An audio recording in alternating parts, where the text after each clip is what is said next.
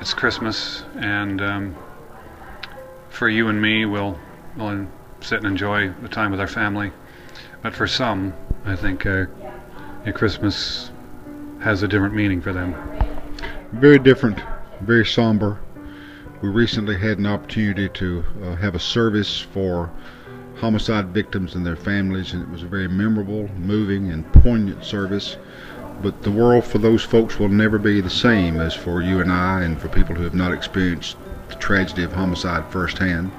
So very grateful to the District Attorney's Office to make the decision to come to Robertson County and do what they had done in Montgomery County for the last 16 years or so.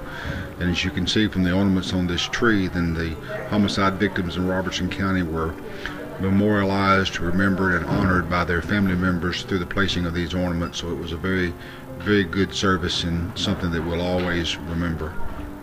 The families were eager to come and place the ornament on the tree of their loved one. Is it cathartic?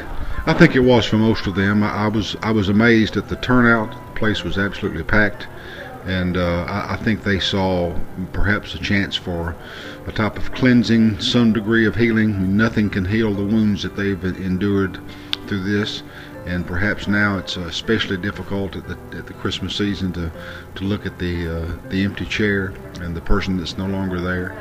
But hopefully the service gave them at least a few moments of respite, that they are not remembering alone, that those of us in the community who know them and who knew the victims and the people that they've lost will stop and say a prayer and remember with them. It's unfortunate, but it seems a good portion of the victims are just within the last couple of years.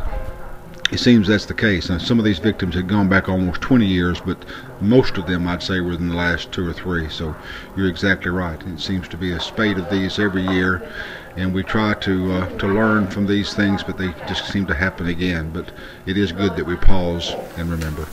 We call right now, asking if it's thine divine will to wrap your tender loving arms around each and every one that's suffering here tonight, and let them know that you God, and beside thee there is no other.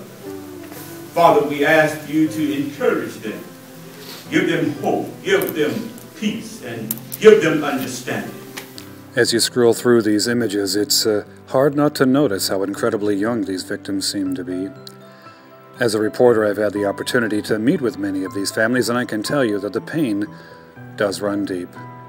I think, as a community, all we can really do is try to reach out to these families with support and make sure that our local law enforcement has the tools and resources that they need to try to solve some of these crimes. But solved or not, that doesn't change the fact that for these families, the pain will go on for many years, and in a lot of ways is really a life sentence, I think. That's why these kinds of events are so important. It's an opportunity to try to help the families focus on the positive memories that they have of their loved ones, and also help them realize that they aren't alone.